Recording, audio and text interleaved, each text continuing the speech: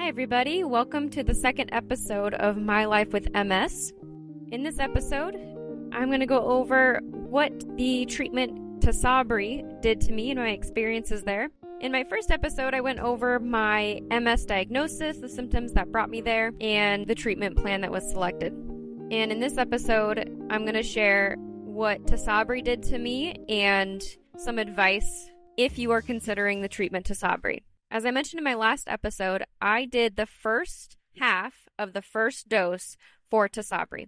Tysabri is a multiple sclerosis treatment that was hugely popular about 5 years ago in 2019. It's still popular today and has benefited a lot of multiple sclerosis patients over the years. This is my story, not in any way that is this medical advice or to be taken as medical advice. This is just my opinion, and I'm sharing what happened to me just to bring awareness to the possibilities with this treatment.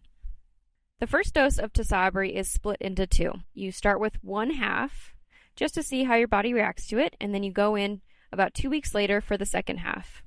So I did the first half, and even though emotionally I was a wreck, physically it went okay. I had the pre-meds and the post-meds, and, at that time, everything was going well. So 2 weeks later, I go in for the second half of the first dose. And I'm all hooked up. I did some pre-meds, and I'm all hooked up to the infusion machine. About maybe a few hours into it, I started getting a very tight feeling in my chest. Along with that, I got some red bumps on my arms. So I notified the nurse, and they provided me with some more Benadryl, and they also gave me some steroids too. They hooked up the steroids to the infusion, and so that just went directly into me, and then I think the Benadryl I took in pill form, and then we continued on with the infusion. Well, a little bit after that, I ended up getting like a hot flash, so my whole body got really hot. The nurses were providing medication to offset these, odd reactions that I was having, and we ended up finishing the infusion. Then I'm about to leave, and they kind of send me on my way with more Benadryl and steroids, like a prescription for steroids to take at home. And that night was pretty rough. I ended up having kind of this weird reaction every 4 hours. So the next day, I went back to the neurologist, and we kind of deemed that I was having an allergic reaction.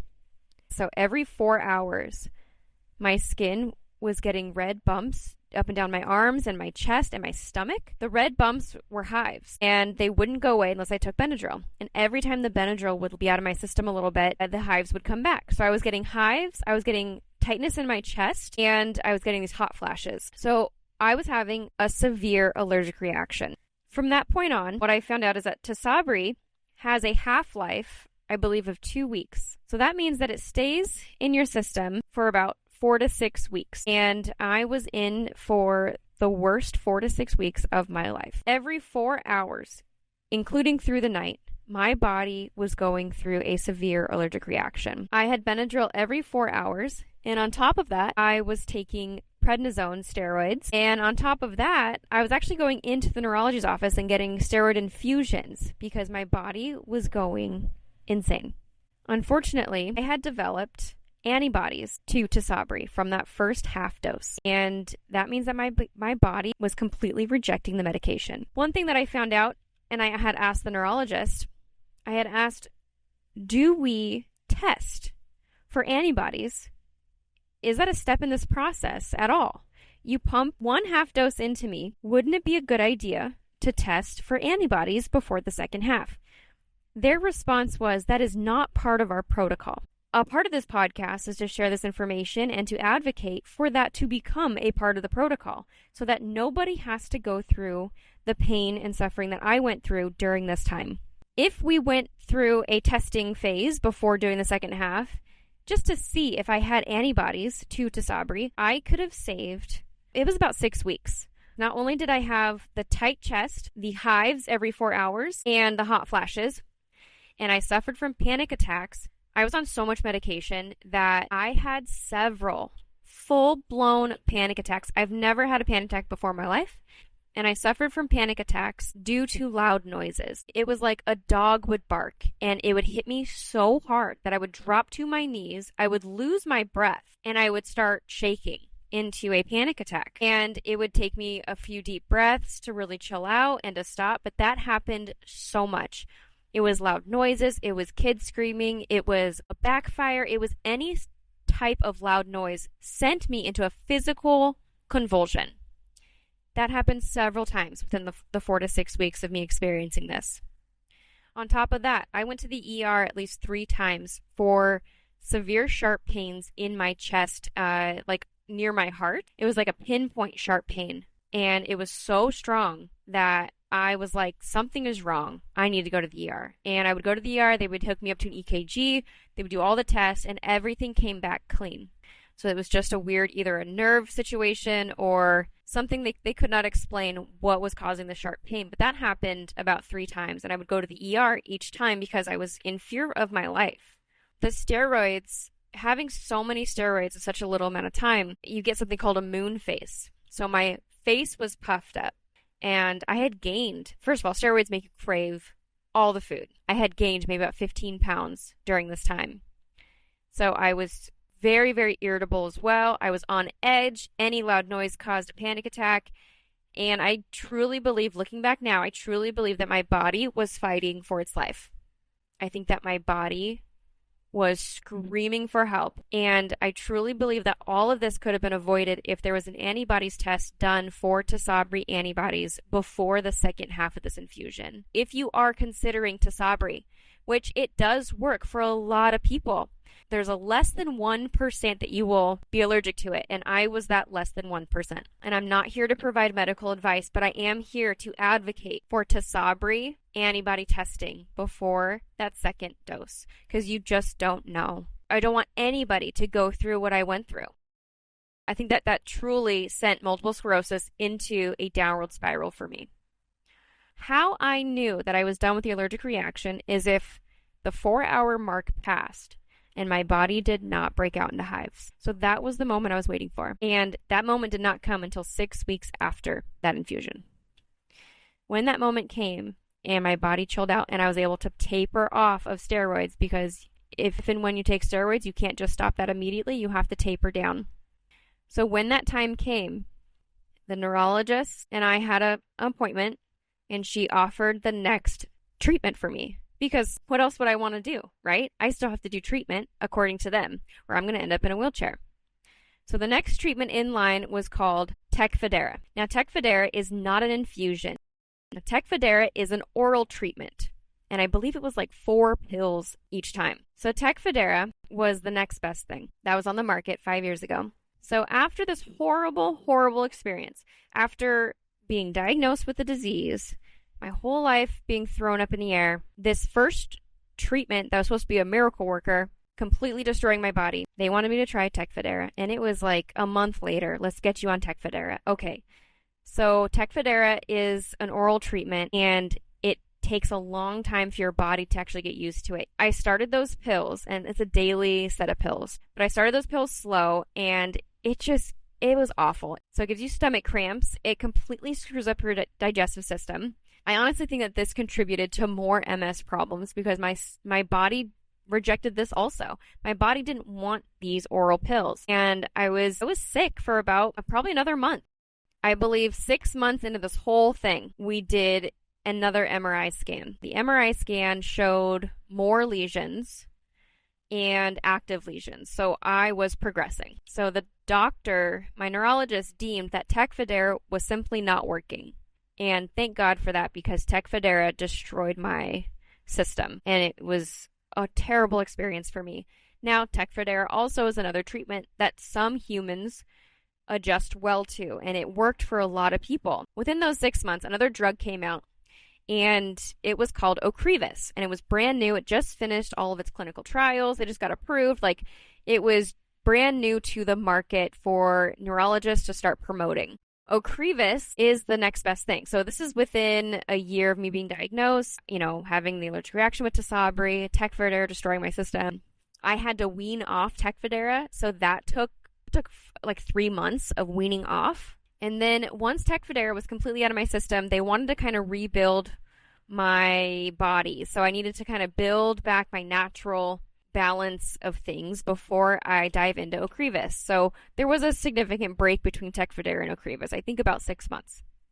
So 6 months went by, and now I'm on this next drug. Again, completely listening to the neurologist.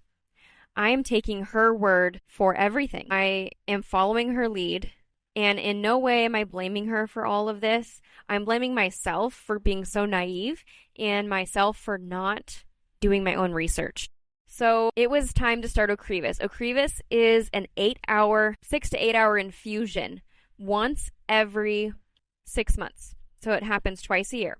Knowing what I know about infusions and infusion reactions and allergic reactions, when it came time for Ocrevus, and that's what my neurologist was recommending, I went to another neurologist who looked at all my MRIs. I shared my whole story with them. And I asked that neurologist, can I be tested for Ocrevus antibodies? Is there any way I can test to see if I'm allergic before doing it? And he said, no, there's not an option there. You know, you're gonna have to do the infusion, and then we're gonna have to study how your body reacts. According to that second opinion, Ocrevus was the best thing for me at the time, the best treatment on the market. He agreed with what my neurologist was telling me, and so that made me feel a little bit better moving forward into this world of Ocrevus. So I went back to my neurologist, I approved moving forward with Ocrevus, and here we go. So I go through this process of this infusion. During the infusion, I was getting really bad infusion reactions, and that's different than an allergic reaction. So an infusion reaction is that my body is just in panic mode. The infusion reaction feels like a very, very strong and terrible fever. I would get really bad hot flashes, and then it would change to like chills and body aches, like really bad, like my skin is crawling. That was all deemed infusion reaction. I was not getting hives, and I wasn't getting the heavy chest like I did with the allergic reaction. So I agreed this is an infusion reaction, and what that means is that the infusion time just has to be slowed down. So we would slow down the infusion, going into my arm. Ocrevus is what I was on for about a year and a half. Now, with Ocrevus, I didn't like it. I still hated everything about my situation. Every time I would go to the doctors for this infusion, I just dreaded it completely. So there's much more to my story. Ocrevus seemed to be working okay. My MRIs were not progressing as bad. They, kind of slowed down. But what Ocrevus does is Ocrevus depletes a cell. And I believe it's the B cells. But it completely depletes it. So Ocrevus, let me go through this process. So Ocrevus completely wipes out a specific cell. And I was never 100% comfortable with that because I believed in my heart that my body might need that cell for something. How can my body continue if I'm getting rid of an entire generation of cells? So when that happens, when you go through an Ocrevus treatment, your body's immune system is deemed extremely fragile during that time. So about 4 to 6 weeks after an Ocrevus infusion, your immune system is really, really low. That means that if you get a cold, you get a really bad cold. It lasts for months instead of a few days. If you get anything, you have to be really, really careful because you do not want to get sick during that 4 to 6 weeks time period after the Ocrevus infusion because your body just may not be strong enough to fight off that infection. So after 4 to 6 weeks and after you deplete a whole series of cells, your body will slowly rebuild those cells. So when I started Ocrevus, it was like high alert on COVID. And it's true. Like I was definitely sick. I was sick for a while. I would get these colds. I did get COVID during that time. Thankfully, that was more of a light COVID. I didn't have terrible, terrible symptoms. It was just drawn out. I just felt like I had the flu for a long time. It was definitely noticeable that my body took an extra amount of time healing in any sort of sickness I had. During COVID and I was on Ocrevus, there was a situation that will stick with me forever. So I had just gotten treatment the day before. And during this time, if you guys remember, stores were opening their hours early, like extra early, only for high-risk people. Now, I was considered high risk because I just had this treatment. My immune system is super low. I do all the shopping for my family, so I had to go in and, of course, like the toilet paper panic, all of that happened at this time, and I had to go get some groceries. So after my infusion, the next day I woke up early, and I decided to go shopping during this high-risk period. This was oddly before all the pickup things were available where you could just drive and park and they bring it to your car. This was like just during the very beginning times of COVID and the panic. So I have a mask, I have a paper mask, and I walk into this store, and the person at the door turned me away. The person at the door said, high risk only. And I said, I am high risk. And they said, no, you're not. You need to go and come back in an hour. And I said, I have multiple sclerosis. And then he kind of like laughed it off. Like, sure, right? I have never felt the whole invisible illness more than I did right then.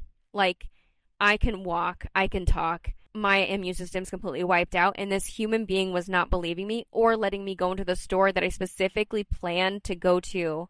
And I wasn't going to wait an hour. I was so mad. So I go back to the car. I'm like flustered, right? It's early. Like I just wanted to get some toilet paper and some food for my family. So I found a Sharpie in my car and I took the marker, I took the Sharpie and I wrote hashtag autoimmune on the mask. And I put it back on my face and I walked up to the door and it was a different representative at this time. It was like maybe 10, 15 minutes after I had a meltdown. And I walk to the door and that person just welcomed me in. Come right in.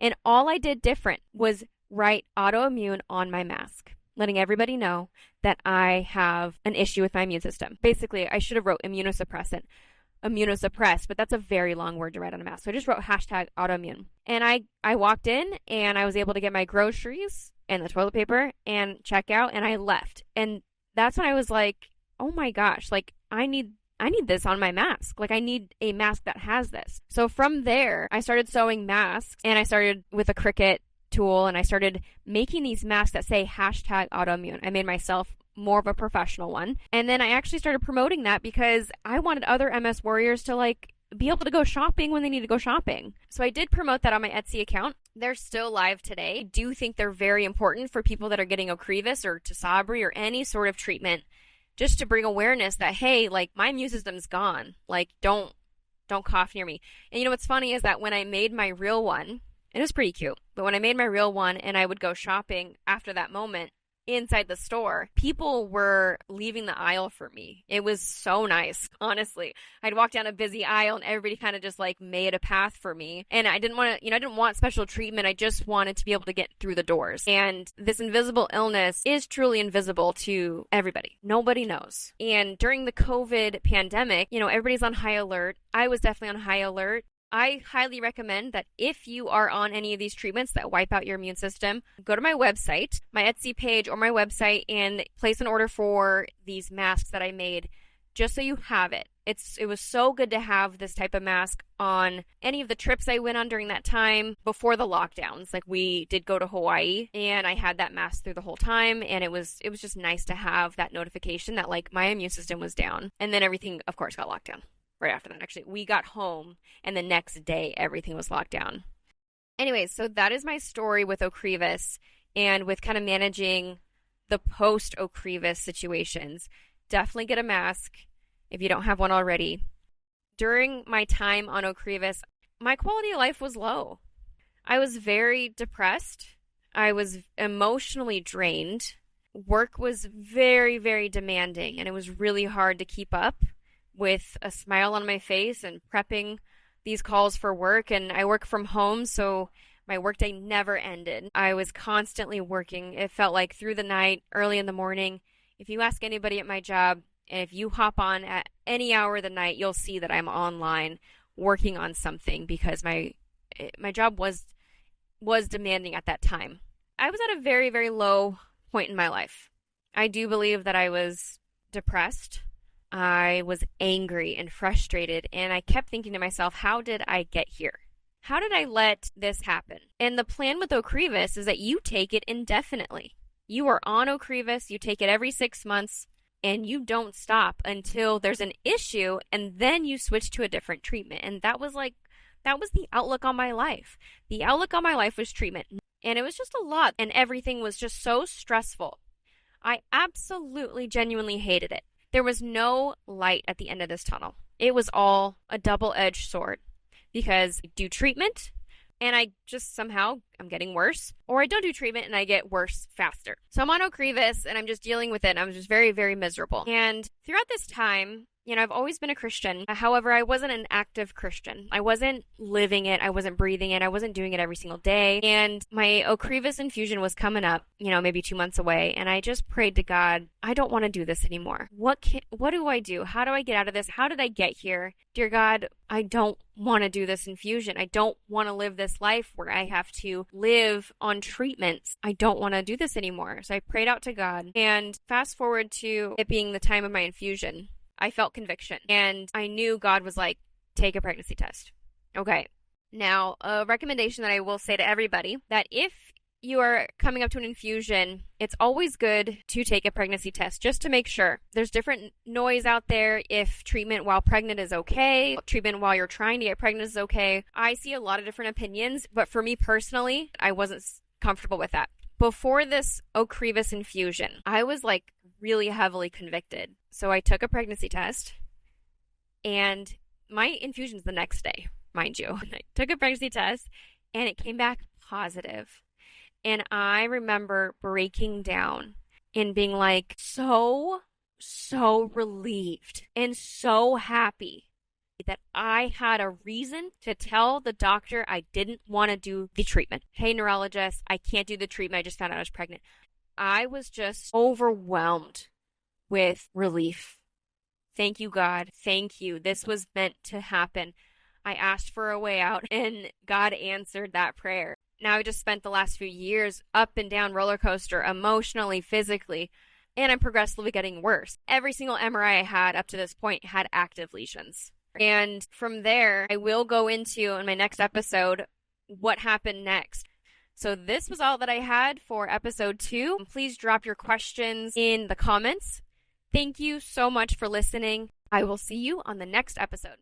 If you found this episode helpful or interesting, please subscribe to the podcast so you never miss an update. Share with your friends or family or anyone who might benefit from hearing these stories. Your support means the world to me and helps this community grow. Together, we can navigate the challenges of MS, find hope in the darkest moments, and celebrate our victories, no matter how small. So hit the subscribe button and let's continue this journey together.